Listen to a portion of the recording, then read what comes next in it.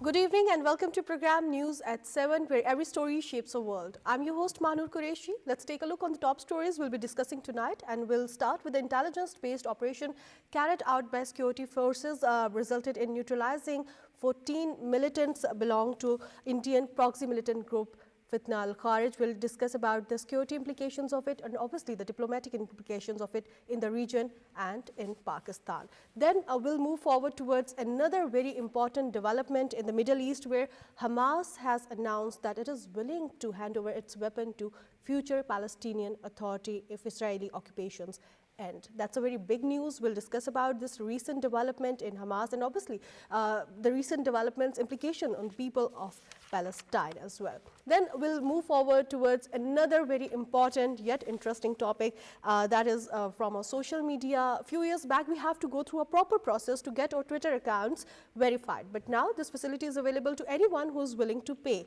That's quite irritating for us, but that's quite irritating for European Commission as well, who has fined Twitter 120 million euros. We'll discuss about the reasons behind it as well. So we'll start with the security forces recent operation, where we have seen that security forces have successfully carried out intelligence-based operation in KP and Balochistan. And in these operations, 14 militants belonging to Indian proxy militant group Fitna al-Kharij were neutralized, weapons and ammunition were reportedly recovered. The government has reaffirmed its commitment to the ongoing counter-terrorism campaign under the vision Istehkam, and tonight we'll examine the development means for the security in the region, especially the security in Pakistan and its relationship with the different countries, especially the neighboring countries. For that, we are joined by defense analyst Prof.Dr. Yamin. Prof.Dr.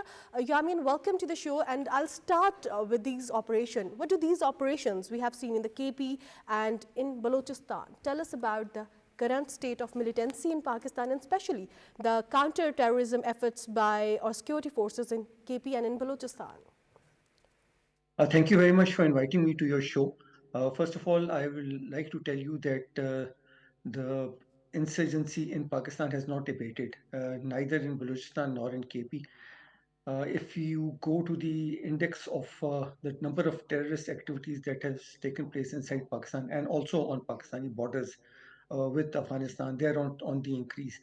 But similarly, Pakistan's armed forces and the law enforcement agencies are doing their best to thwart the nefarious designs of these insurgents who are being supported by India and by Afghanistan. Afghanistan is providing them bases within their territory, and India is supporting them with arms, ammunition, and uh, material support, money, etc.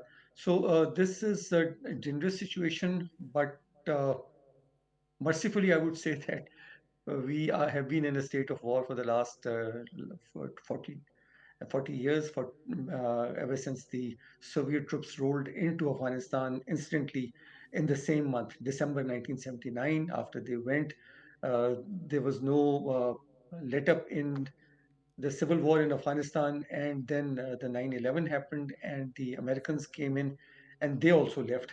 They also left in a hurry. Again, they did not mop up the debris that they left behind. They left behind a vast cache of arms, which is being used by the Afghans, and the Afghan government has not been able to stop this activity within their own country. They have not been able to uh, capture these illicit weapons. They've not been able to put a stop to this activity. Pakistan has been asking the Afghan interim government, the Taliban government, to stop these activities.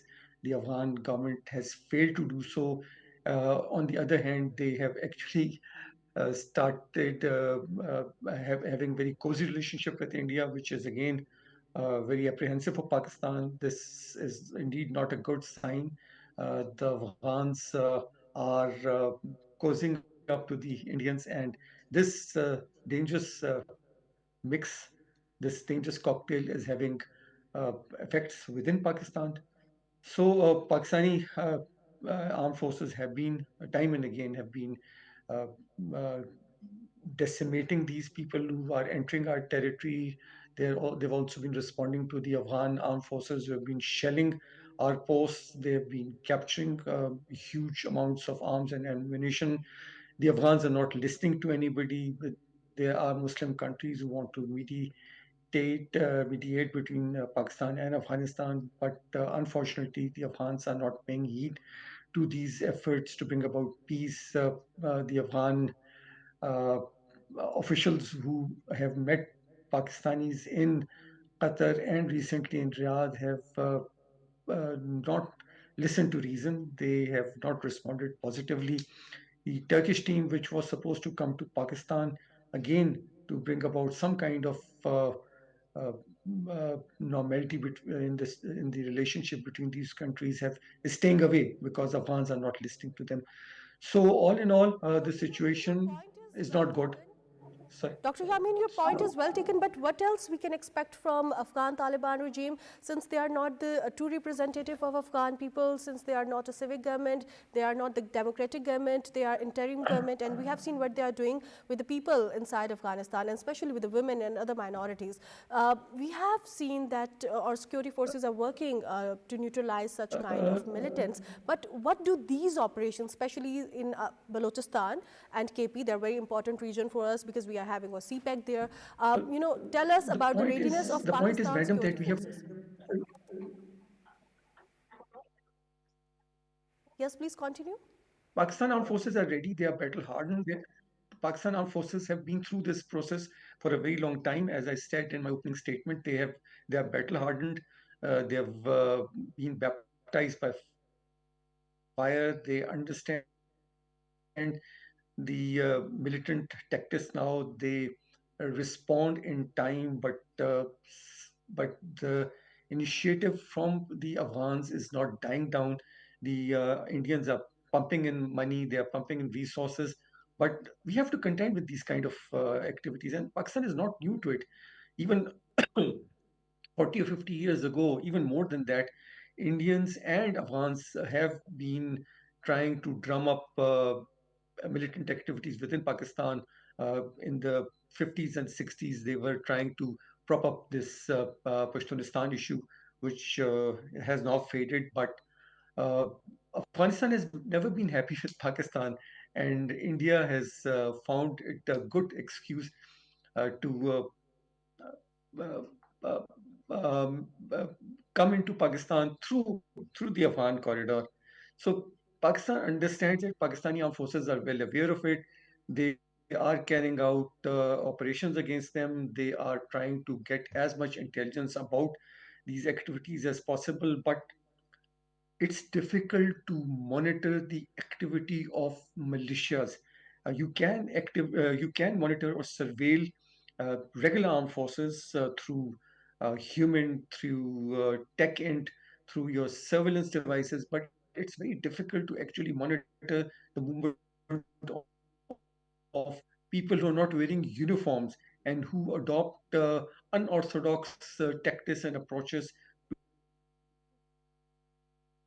to fight Pakistani armed forces. But they are Your point is well taken. take. Thank you.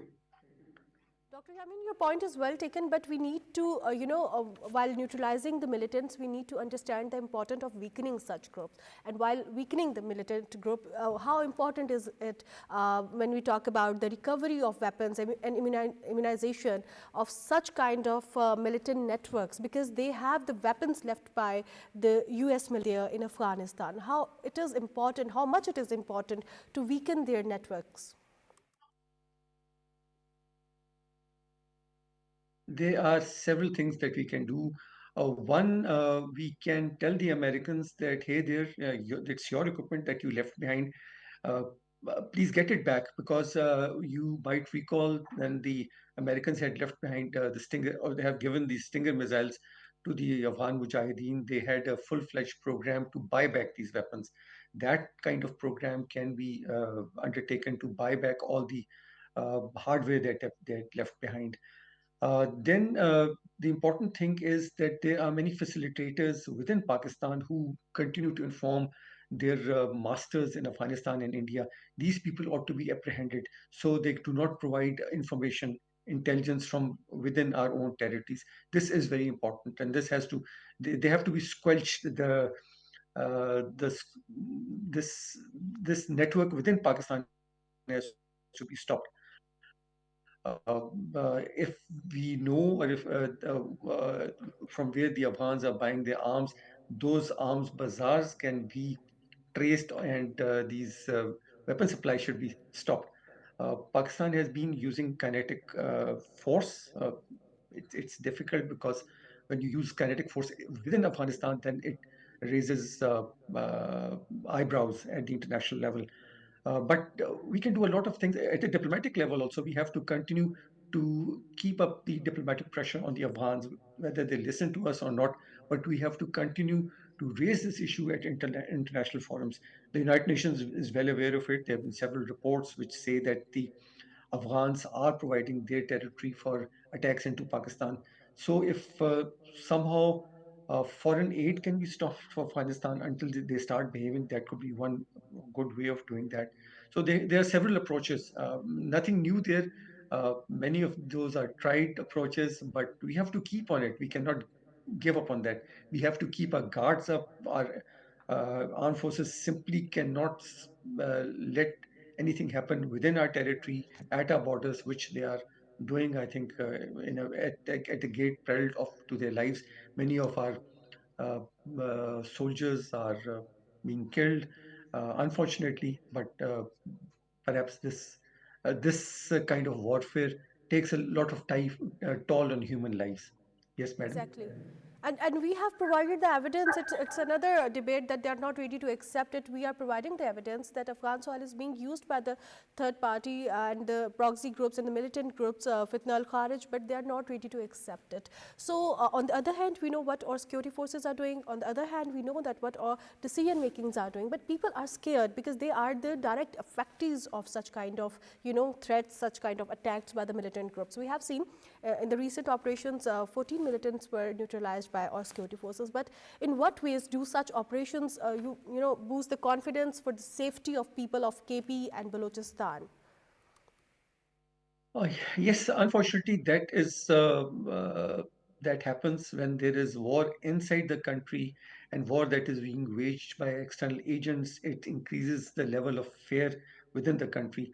For that, I think uh, the provincial governments have to play a role. The police force has to be better equipped. The Ministry of Interior forces have to be better equipped. I think the Frontier Corps and Frontier Constabulary and other second line forces are no longer second line forces. They are now first line forces. They are fighting shoulder to shoulder with the regular army. So that thing is being done. But police force certainly need attention. The counter-terrorism forces have to be upgraded. They have to have better intelligence. They have to have better training. They got to have better leadership. They need better weapons. They need better communication. So I think within the existing resources that is being done, the entire security apparatus cannot be overhauled overnight. Within the meager resources that are available to the state, all possible things are being done. But yes, things are not safe within the country.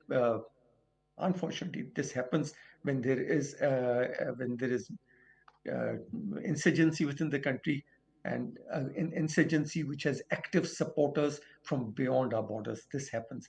But I'm quite hopeful, I'm quite positive that this thing will ultimately stop, and Pakistani armed forces and Pakistani political and military leadership will hopefully prevail upon people who are bent on fighting within uh, our internal borders.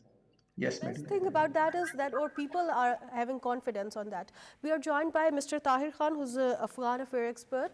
Mr. Tahir, welcome to the show. We are talking about this recent operation in KP and Balochistan that neutralized 14 militants from Fitna al-Kharij. How does the elimination of these militants reflect Pakistan commitments towards the long-term peace and stability in the region? Thank you for inviting me. I think if we look to these success, I think that the military operations they are continuing, and it seems that as the Pakistani stated policy is, they will not hold dialogue with these groups, despite the Taliban government repeated request or suggestion to the Pakistani government. So if we see daily operation and these casualties on the militant groups, it seems that the intelligence-based operations, they are successful because now we receive daily these reports from the ISPR that they kill so many people, the militants in Tang or Dera Ismail Khan and Bannu and Lucky Marwat. And one thing more, if you see the recent these operations and the casualties on the these groups, so there is also a reduction, I would say, in the militancy and the attacks and the forces. So I think I think that the operations are successful, and this to I can also say that now these groups are in defensive position, and because the casualties are the number of casualty of these militants or these groups increasing. All right. So these kind of operations are a clear message to the groups who are trying to destabilize Pakistan's security and peace. So what do you think? There are a lot of groups in the neighboring country. In India, we have seen the groups they are operating from Afghanistan. What message do these operations send to the groups trying to destabilize Pakistan, especially in the current geopolitical situation?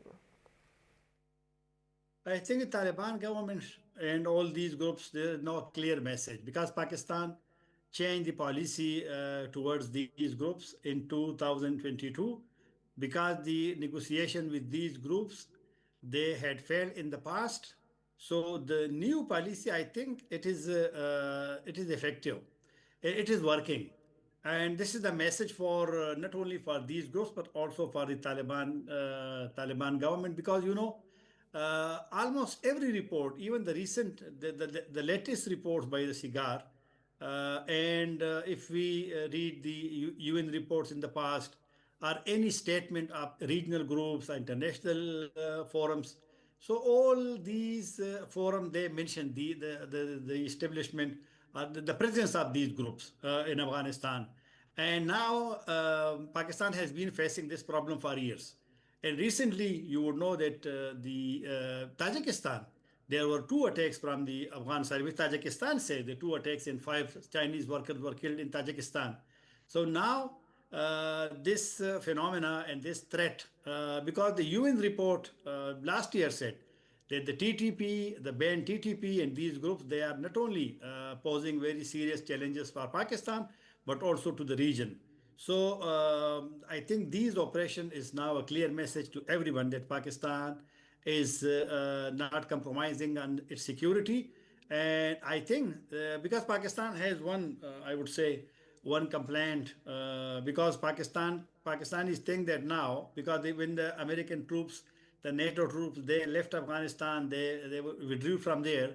So Pakistan is now almost alone to fight all these groups. This is not only TTP, but there are also another three group alliance and also Daesh. Daesh also sometimes they carry out attack on the Pakistanis in several areas. So the Pakistanis, the Pakistan message, the current system is very, very clear that they will not compromise, they will not to these people. And this message is very clear to everyone because I have heard that in the Istanbul talks, the Taliban government requested the Pakistani government to hold talks with these groups. Pakistan says, no, we will fight against these groups.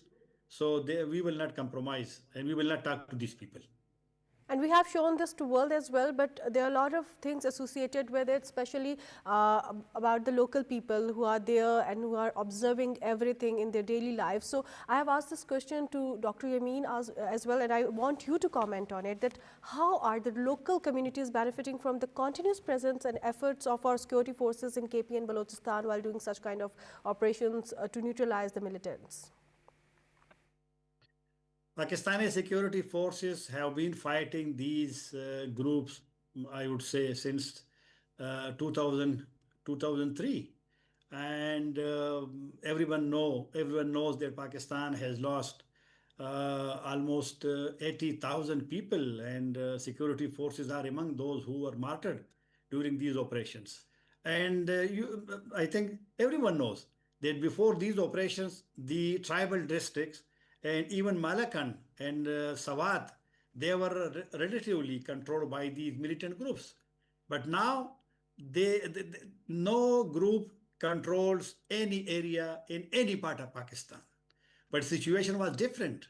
And when this militancy started, the main target initially was the tribal elders, journalists. We lost our journalist friends in almost every tribal district, the former FATA, and senior tribal elders, very known faces, very known people.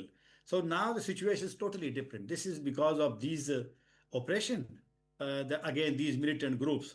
So, and this continues until today. And Pakistan is now faces a serious problem after 2021, because Pakistan is the military leadership, the political leadership. They are clearly saying that Pakistan, there was a 60% increase in militancy in these attacks over the past 4 years, and the casualties of Pakistani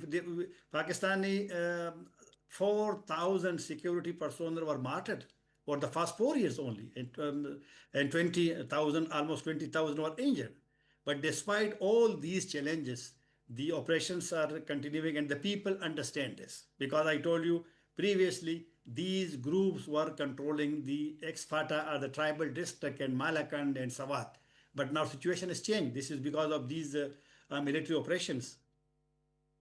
And such kind of attacks were affecting the lifestyle of people. Obviously, their economic life was affected badly by it. But when we talk about such kind of things, where we have seen on one side we are neutralizing the militants, on one side we are securing our borders, on one side we are doing such kind of operations, on the other side we are willing to go to the talking tables, but the other party is not ready to accept it. So what more can be done to further strengthen the Pakistan counterterrorism capacity and continue this momentum, because we need to stop such kind of militants to enter Pakistan, and we are doing it. But what else we need to do? Because on one side we are taking that defensive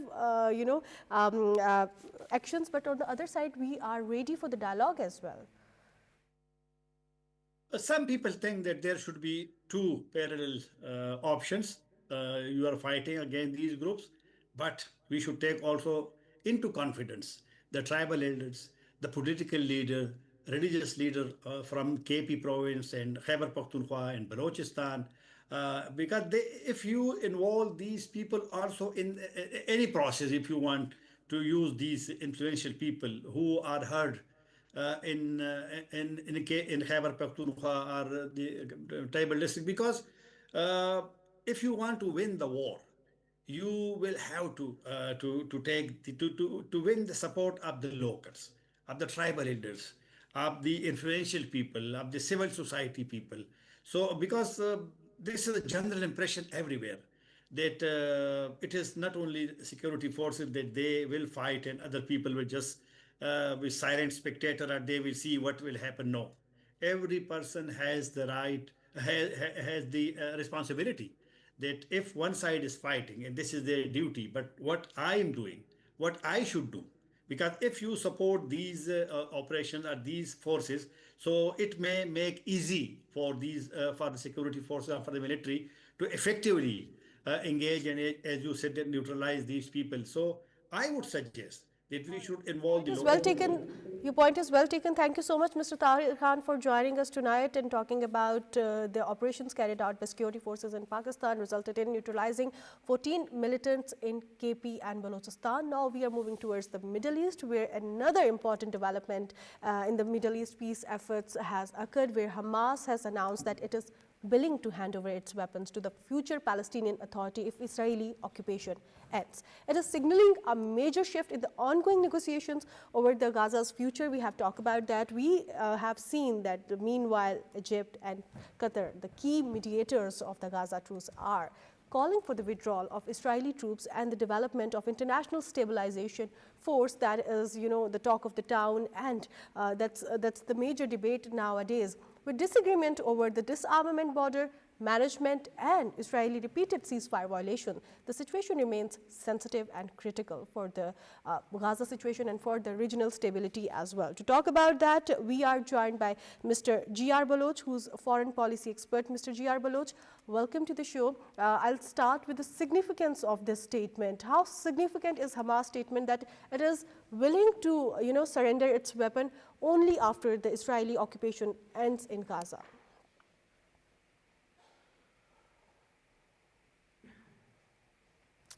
G.R.Baloch, can you hear us?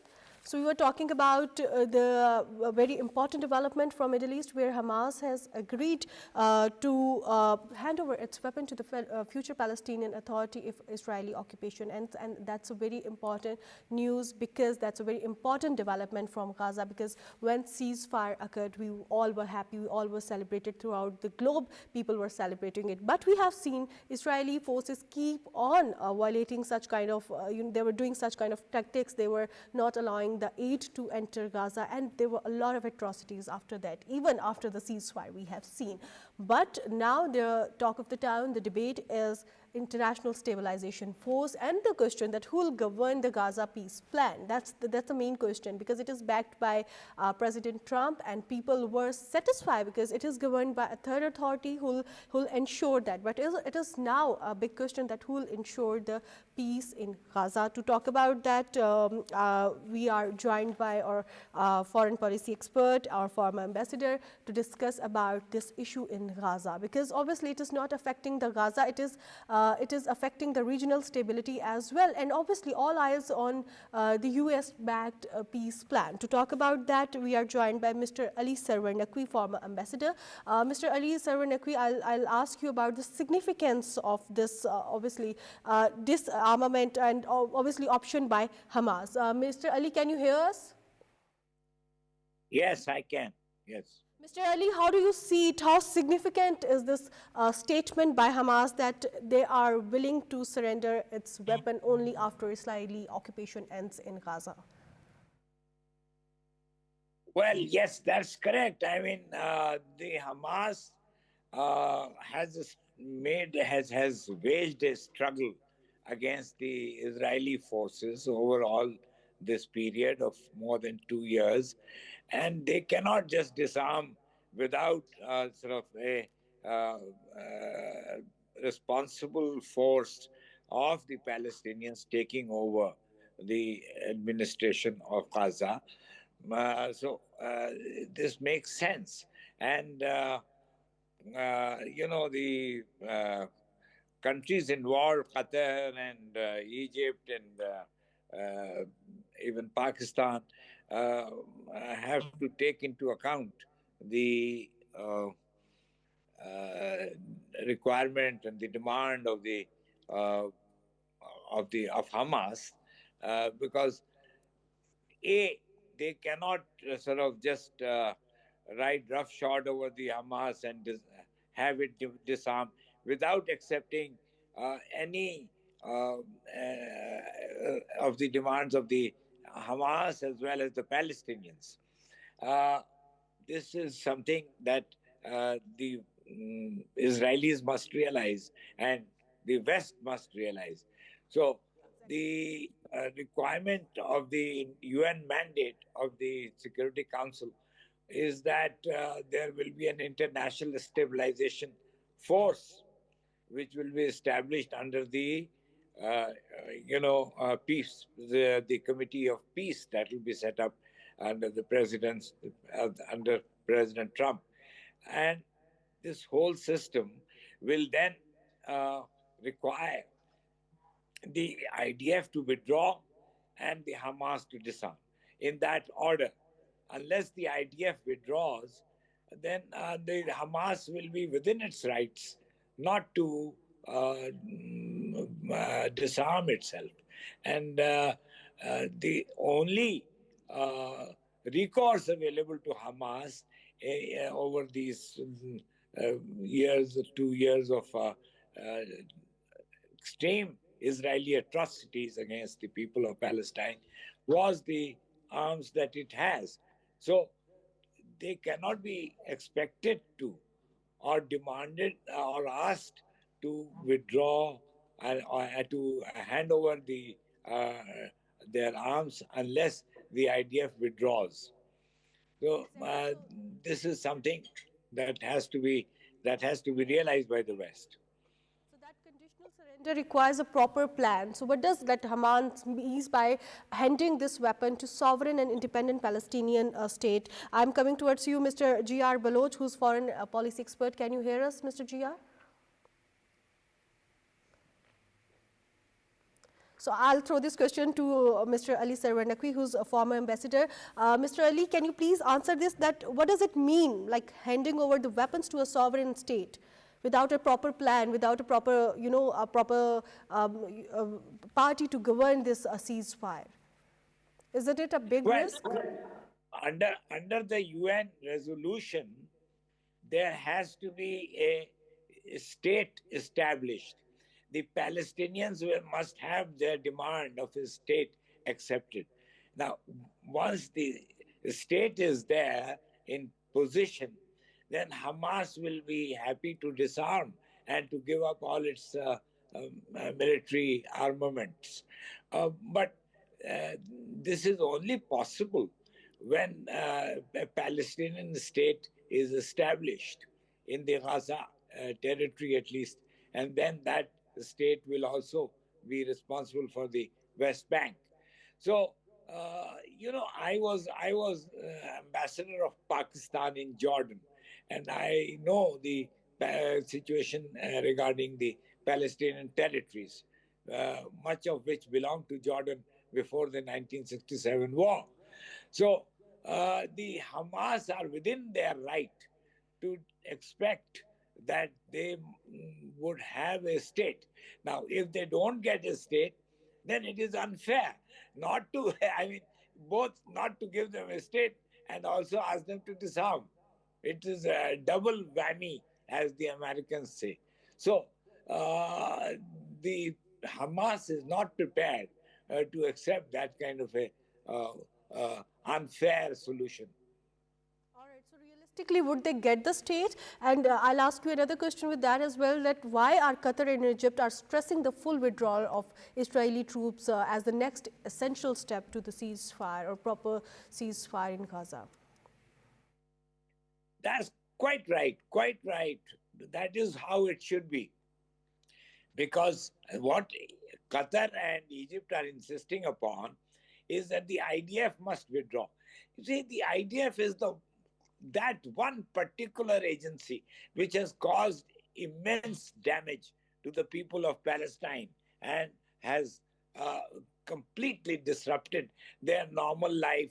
They have caused death and destruction of the entire Gaza population. And the IDF has no business to be there anymore once the ceasefire has been agreed upon.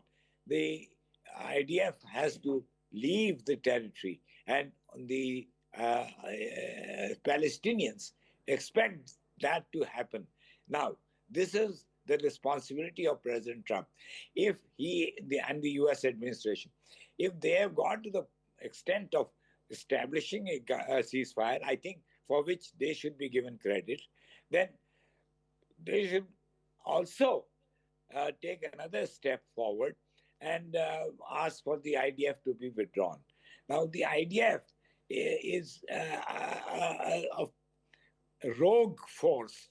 It has caused such enormous death and destruction of the Palestinian people that there is no parallel in history of this kind of policy and this kind of atrocities. So the IDF has to withdraw, and once the IDF has withdrawn and it is monitored by countries like Egypt and Qatar, then I think the Hamas can be expected to lay down its arms. So we are heading towards a short break. Keep watching News at 7.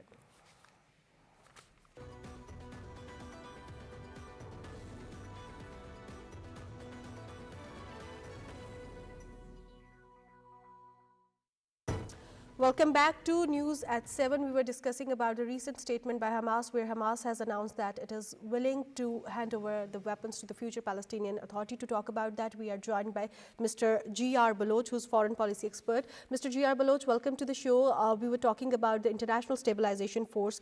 What is the proposed role of International Stabilization Force under the US and UN-backed peace plan? Because it is the talk of the town. Some people are supporting it, some people are, skeptical about it. How do you see it?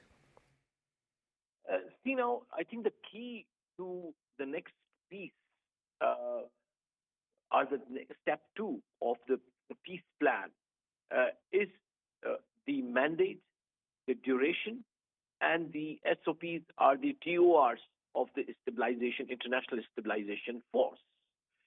That is for sure, and there is a consensus among the Muslim Arab world and potential participants of the International Stabilization Force, that is most probably Egypt, Indonesia, Pakistan, and some other possibly neighboring countries, Jordan perhaps, that this force must not be allowed to be used by Israel for either some kind of insidious expulsion of Palestinians from Gaza or disarming Hamas and leaving the Gazans without any security. Let's also remind ourselves and the audience that even at this point of time, after 2 years plus battering that Hamas has received at the hands of the Israeli forces, they still are that part of the Hamas where Palestinians are a majority. Even the law and order is being looked after by them, because there were reports of plunder and looting of the ration. It was again the Hamas. So in a way, Hamas continues to be a reality which continues to govern whatever structure is left, the civic structure is left of that part of Palestine. So I think it will be important for all the participants of the International Stabilization Force, as well as for the UN, which has mandated the Stabilization Force formation and would give its TORs as well. But sure enough, Israel must not be allowed to use it as a tool. Or even, I would say, this peace would be counterproductive if this peace is a cover to implement that for Netanyahu and his regime to cover the ethnic cleansing that they could not do it before, and now they try to use that. So here, I think the 2-3 things on which we have to be careful: the international community and those who have Palestine very close to their heart, that Rafah crossing must not be. It must be allowed both ways. The food has to come, and if there's a legitimate communication of the people, but not for the Israelis to expel Palestinians from the Rafah crossing. And then what is a so-called yellow line, which is essentially a cordoned off portion of the Palestinians. So it will be again an open prison that has been Gaza for the last several years now. So I think it has to be a very, very careful handling of this stabilization force and the next phase of the peace agreement. Yes, ma'am. Thank you so much for mentioning about the Rafah crossing as well, because that's what I was about to ask you. Thank you so much, Mr. G.R.Baloch, for joining us tonight and talking about the latest statement issued by Hamas that it is willing to hand over its weapon to the future Palestinian Authority.